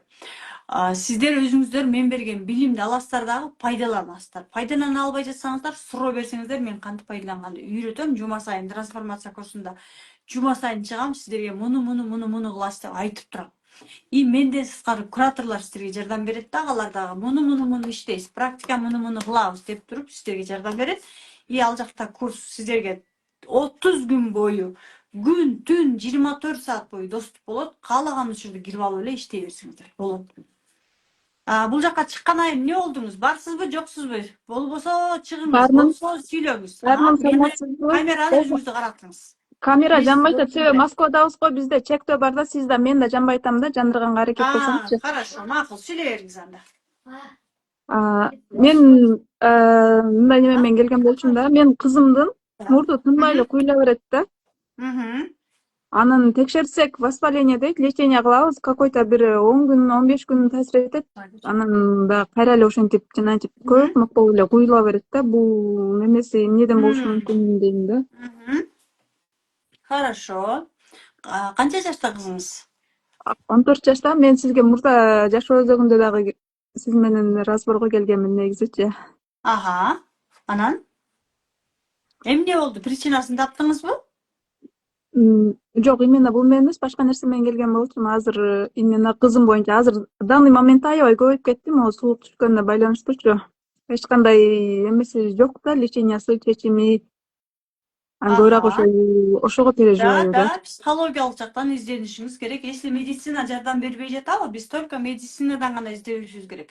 Медициналык, психологиялык, медицина менен психология бири-бирине аябай толуктаган билимдер да. Ошон үчүн психологиялык жактан сөзсүз түрдө иштөөңүз керек. Хорошо. Кызыңыздын аты ким? Жаннат. Өзүңүз чоң айткансызбы кызыңызды? Жок, кызым менден алыс чоңойду. Ошол оорусу качан башталды? Бул кичинекей кезинде 2 жашында мурдуна эт өсүп, этин алдырганбыз да. Ал мезгилде кызым өзүндө болчу. Андан кийин жакшы болуп жүргөн, ал 2-3 жылдан бери ошондой болуп, анан дайыма барган, мынтип жолугуп, мындай барам да балдарымачы, мен Москвада болгон үчүн барганда ошентип текшертип ошентип турам. Анан акыркы күндөрү кызым мага айтпай нафтизин колдонуп тур да. Бул аябай вредный нерсе го. 3 ай 4 айдан бери ошону колдонуп жүрүптүр. Анан жакында билип, нафтизинчи жана мурдуна тамчылатат го. Ал 7 күн 8 күндө колдонуш керек да. Ал болсо уже 3-4 айдан бери тынбай колдонуп, эми типа мындай айтканда эч кимге ишенбей калгандагы самолечениясын баштап алыптыр да ужечи. Мурду бүтүп калганда ошону колдонуп экен постоянно күнүгө 5-6 Сиздин күн. кызыңыз сизге ишенбейт. Вот именно ошого Мен диагностика кылганда дүйнө деп чыкты да. Дүйнө деген эмне бул? Баланын дүйнөсү бул ата-эне да. Ата-энесине ишенич жок. Себеби дегенде канча жашында таштагансыз? 5 жашында. Бирок 2 жашында неме чыкты деп атпайсызбы, эт? Ооба. Эт андан кийин ошол 5 кайра 8 жашында кайра больницага жатып, 2 миндальды алдырганбыз да, ангинасын экөөнү тең алдырганбыз. Да. Сиздики көп программа. Сиздин өзүңүз менен көбүрөөк иштешиңиз керек. Сиз ушунда жаш өзөгүндө эле окуп, андан кийин окуган жоксуз да, э? Жаш өзөгүндө окудум. Азыр трансформация тууралуу эле айтканбы, ошого жазылдым да уже. Жазылдыңызбы? Да, азамат Мгм. себеби дегенде давайте мен азыр сизге диагностика кылайын да, терең дем алып демиңизди чыгарыңыз дагы.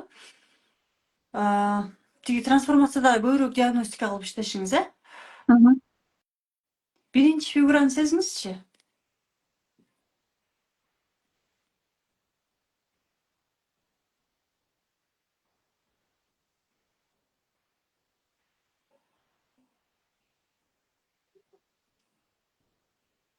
Сиз биринчи фигура эмессиз, просто алдыңыздан биринчи фигура пайда болот. Ал бул фигура деген эмне экенин мен азыр силерге аягында чечмелеп айтып берем, э?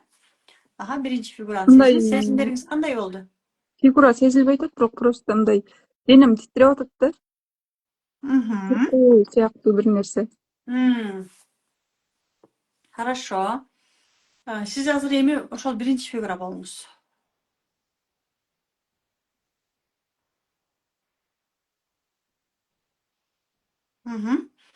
Биринчи фигура болгондогу сезимдериңизди айтыңыз.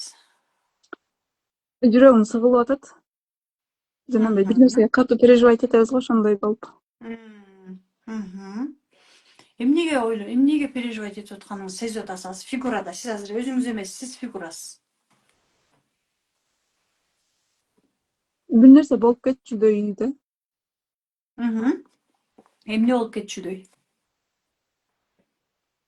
Билбейм, бир мындай сезимдер болот го, бир нерсе болуп кетчүдөй болуп, кечке ордуңду таппай, эмне болуп атканын билбейсиң, бирок эмнедир болот деп чувствуешь, но не знаешь, да, что Бир именно цифраны будет. айтыңызчы. 8. Бул сезимдер сиздикиби же сиздики эмеспи? Меники. Сиздики, э? Сиз кызыңыз сиздин боюңузда болгондо канча кызыңыз? Экинчи. Улуусу барбы? Бар. Боюңузда болгондо кандай коркуу болгон? Боюмда болгондо бага албай калам деген коркуу болгон. Жолдошум менен ажырашуу жолунда турганбыз, аборт кылдыртып койсомбу деп. Себеби колумдагы балам андан чоң уулум 9 айлык болчу да, ичимде бул кызым 4 айлык болгондо билгем. Аябай переживала да. Ошол учурга барыңыз азыр. Кызыңыз сиздин боюңузда.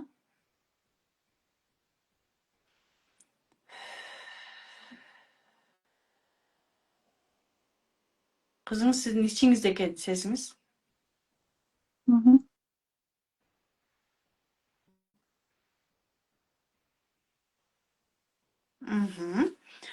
Эми кызыңыздын өзүңүздүн ошол учурдагы абалыңызды сезиңиз. Ажырашуу абалында турганды атпайсызбы? Ооба, почти ажырашкан болуп Азыр сөйлөшөбүз. жашайсызбы күйөөңүз менен? Жок. Ошондо ажырашканбыз.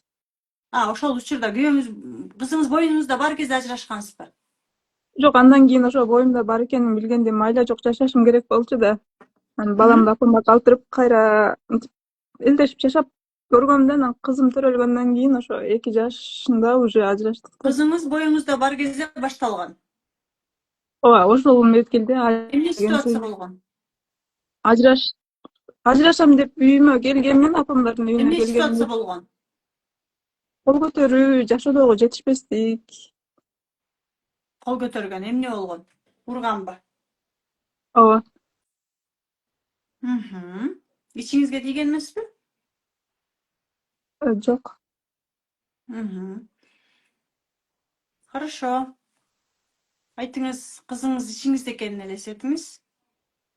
Айтыңыз, кызым, мен сени аборт кылгым келген. Мен сени аборт кылгым келген. Мен сени өзүмдүн колум менен Мен сени өзүмдүн колум менен жок кылгым келген. жок кылгым келген. Сенин өмүрүңгө кол салгым келген. Сенин өмүрүңө кол салгым келген. Мен ошондо гана Сенин атаңдан өчүмдү алам деп ойлогом. Сенин атаңдан өчүмдү алам деп ойлогом. Мен ошондо гана жашоомду жеңилдете алам деп ойлогом. Мен ошондо гана жашоомду жеңилдете алам деп ойлогом.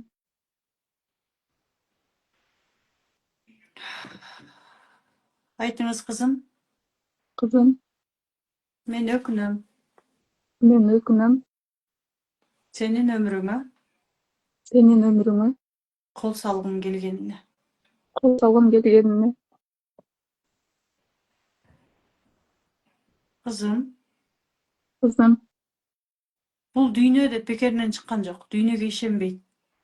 Себеби дегенде дүйнө это опасный деп мындай. Дүйнө бул коркунуч деген неме бар да сиздин кызыңыздарчы. Программа. Ал сиздин ичиңизден башталган. Кызым, кызым, бул дүйнө коркунучтуу эмес. бул дүйнө коркунучтуу эмес. Ал болгону Ал болгону ошол сен менин боюмда жүргөн, сен менин ичимде жүргөн кездеги сен менин ичимде жүргөн кездеги менин коркунучум. менин коркунучум. Мен өзүмө ишене алган эмесмин. Мен өзүмө ишене алган эмесмин. Мен сенин атаңды кабыл алган эмесмин. Мен сенин атаңды кабыл алган эмесмин. Мен ойлогом, Мен ойлогом, сенин атаң күнөөлүү деп. сенин атаң күнөөлүү деп. Бирок мен азыр түшүндүм. Бирок мен азыр түшүндүм. Сенин атаңа койгон Сенин атаңа койгон күнөөм, күнөөм, капачылык, таарынычым капачылык, таарынычым өзүмдүн ата-энеме тиешелүү экен. өзүмдүн ата-энеме тиешелүү экен. Мен өкүнөм. Мен өкүнөм. Кызым, Кызым, сен жашасаң болот. сен жашасаң болот. Сен жашоодон толук кандуу дем алсаң болот. Дышать можно деген сөз да. Тебе Жашоодон можно дышать. Сен дем алсаң болот. демалсаң болот. Бул дүйнө коркунучсуз. Бул дүйнө коркунучсуз. Мен сага уруксат берем. Мен сага уруксат берем. Кызым, Кызым, сенин атаң эң сонун адам. сенин атаң эң сонун адам. Мен болгону Мен болгону жоопкерчиликти өзүмө ошол учурда ала алган эмесмин. жоопкерчиликти өзүмө ошол учурда ала алган эмесмин. Эми кызыңызда кандай коркуулар бар? Бул дүйнөдөн жанагы мурдунан эме чыгып атат деп атпайсыз? Бул коркуу да, негатив. Мен эгерде бул дүйнөдөн толук кандуу дем алсам, анда мага дүйнө өмүрүмө коркунуч алып келет деп өзүн именно ошол аркылуу коргойт дагы, дем алганга уруксат бербейт. Ошон үчүн эт өсөт, ошон үчүн өзүн бул коркуу, бул защита. Защищать этет өзүн ошол аркылуу. Кызым, алардын бардыгы меники деп бүт кызыңыздагы азыр прям чувствовать этиңиз. Сиздин ичиңизде кызыңыз кандай сиздин ошол учурдагы негатив энергияларыңызды алганын прям чувствовать этиңиз дагы. Бүт кызыңызды тазалаңыз. Как будто колуңуз менен алып алып эле, отуруп алып эле, прям бул меники, коркуу меники, күнөөлүү сезим меники, аборт кылам деген сезим меники. Атасын жаман көргөн сайын бала атасын эч качан жаман көрбөйт. Бала, мен жаман турбаймынбы деп өзүн кабыл албайт. Ошон үчүн атасына тиешелүү бойлордун баары бүт алыңыз өзүңүзгө. Бүт бул меники, эмне меники да? Бүт прям азыр алып атканыңызды прям элестетиңиз, тазалаңыз прям. Жана көп нерсе чыгып атпайбы? Бул негатив энергия. Тазалаңыз бардыгын, боль, смерть программасы бар. Бүт алыңыз. Меники, кызым. Мен өкүнөм кайсы бир учурда адашып сага берип койгонума өкүнөм. Ал меники деп айтыңыз.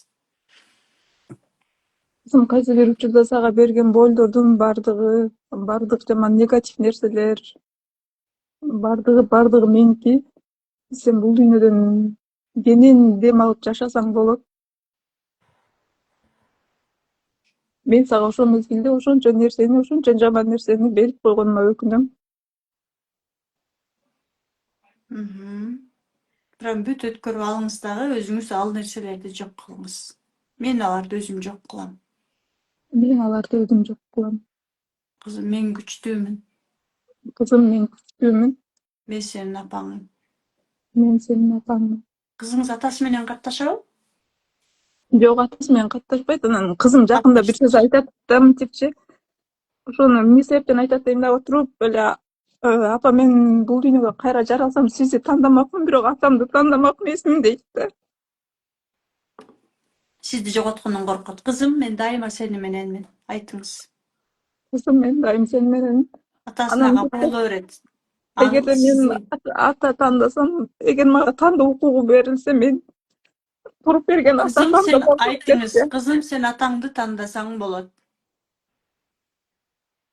Кызым сен атаңды тандасаң болот. Sen atana barsaң дағы Сен атаңа барсаң дагы menin kızım boydan kalasın. менин кызым бойдон каласың. Ben sana ruhsat berem. Мен сага уруксат берем. Aha. Koy berіңіз. Atasına koy berіңіз. Bara koy kızım. Transformasyada uşun Бара üstünden ғой ayrıla кызым. işleşiniz gerek eкен. Kızыңızды koy berişiniz gerek. Kızыңыздың келечекте бай болгонун, бактылуу болгонун каалайсызбы же сиздей ол ажырашканын каалайсызбы? Бактылуу болушун каалайт. Вот анда эркек керек. То есть атасы керек. Жан дүйнөсү толук болуш керек. Баланын жан дүйнөсү бүтүн эмес. Бир эле сол тарап менен эле басып жүрөт. Оң тарап жок. Энергетический оң тарап нету. Эгер атасы наркоман болсочу. Ну что? Сөтөрөлөдү. Сиз ал биздин эле адамдардын придумывать эткен атасы акча таппайт, атасы муну кылбайт, тигини кылбайт эле биз придумывать эткенбиз. Атасы кандай болгон күндө дагы ошол баланы сизге берди, жараттı. Siz Ооба. күйөө жок, эркек жок, бала жаратып көргөнсүз, өзүңүз жалгыз жарата аласызбы? Конечно, жарата албайсыз. Ошол баланы жараткан үчүн сиз төрөдүңүз да турабы? Кудайым, конечно, себепкер кылды сизди, атасын да. Эгерде ошол киши болбогондо сизде ушул эки бала болобу эле? Жок. Бир айтканда күлгө ойноп төрөбөйт элеңиз да турабы? Вот. Ошол кишиге ошол эки баланы жараттырып койгон үчүн прям ыраазычылык айтышыңыз керек. Ошондой сезимге келбесеңиз, балдарыңыздын жашоосундагы проблема болгону болгон. Каалайсызбы ошону, анда күйөөңүздү өмүр бою күнөөлөп жашай бериңиз. Эгерде аны каалабасаңыз, балдарымда баардыгынын жакшы болгонун каалайм десеңиз, анда күйөөңүзгө ыраазычылыкка келишиңиз керек. Ойгонуш Жок, керек. мен аны күнөөлөйм болгону, мен ал менен катташтырганы, ага жөнөткөнү корккон балдарым депчи. Катташтырышыңыз керек. Кандай ошону бирөө ошого баланы даярдаш керек. Балам кандай сиз эми биринчи курста окуп алыңыз, түшүнүп келет. Анан айтып башташыңыз керек. Балам, кызым, бул убакка чейин сиздин ички дүйнөңүздө айтылбаган сөздөрдү бала сизге өзү айтып берип коет. Себеби нейронная зеркальная связь деп коет. Бала менен атанын нейрондору автоматтык түрдө бири менен байланыш программаны, хоть сиз Америкада болсоңуз да бири бирин алып турат. Энергетика биздики бир эле жерде турат. И анан ошол эле сиздин бияктагы айта албай калаткан сөздөрүңүздү алар сизге айта беришет. Бияктан кабыл алышыңыз керек да, анан айтып башташыңыз керек. Мен ушунчалык атаңа ыраазы, мен өкүнөм, мен ушул убакка чейин ушинтип келгем. Нет, оказывается, ал аябай сонун киши экен. Да хоть наркоман болсун, хоть күчүдө калсын. Ал аябай эң күчтүү адам деген. Канчалык сиз атасы жөнүндө жакшы сөз айткан сайын баланын жан дүйнөсү жыргайт. Жагат, мээси менен айта бериши мүмкүн. Эмнеге анткени жакшы сөз айтсак, сиз айтасыз, мен деген силер үчүн Москвада иштеп жүрөм. Мен деген силерди акчаны таап багып атам. А силер атам дейсиңер деп сиздин сүйүүңүздү жоголткондон коркот да, анан атам жаман дей беришет. Жок, бизде андай чекте жок эми. Ал жөнүндө суроо беришсе, мен эч качан аталарын жаман деген эмесмин. Эми алар эмес, мен тандаган бул Айтпасаңыздар адам сиздин депчи. биягыңызда бар. Об алтын. Ой, жок, салган жокмун. Хорошо, сүйлөштүкпү? Каалайсызбы балаңыздын ден соолугун, кызыңыздын ден соолугун Албетте. каалайсызбы? Анда күйөөңүзгө ыраазычылыкка келесиз. Хорошо, сүйлөштүкпү? Эми кызыңызды баардыгы жакшы экенин, фокусировканы эми фокусировка деп коет. Уже сизге доступ берилсе керек. Жанагы мини курска доступ берилдиби? Ошол жакта фокусировка деген бар. Фокусировканын сыйкыры деген практика бар. Акысыз 4 курс Бизде берилди бар сизге. да. Жашоо өзөгүндө берилген. Вот, ошол жакта фокусировканын сыйкыры деген бар. ошону окуасыз, ал деген эмне? Ал деген элестетип жаңы нейрондук байланыштарды түзө берүү. То есть кызыңыз боюнда болуу, кызыңызда баары жакшы, сизде баары жакшы, төрөгөнүңүздү, ден соолугу таза экенин күндө 5, 10, 15 минутта 3-4 жолу убакыттабыз, будильникке коюп аласыз, жазып аласыз, элестетесиз. Күндөр ошону айта бересиз, кызыңыз эмне деп атса да кызым баары жакшы болот. Таблетка, таблетка колдонбой эле койсун, просто эле сиз эле жаңы программаны түзүп бериңиз, кызыңызды өзгөрөт жашоо. И сезимдери өзгөрөт. Мындайлар бизде окуучулар толтура мынтип өзгөрткөн. Өзүнүн биягы менен мээсин тазалап атып эле, биягында программаны өзгөртүп атып эле, жаш балдарынын ден соолугун, жашоосун биз ата-эне беребиз, өзгөрөт балада. Хорошо? Рахмат. Давайте. Азаматсыз, иште баштаңыз.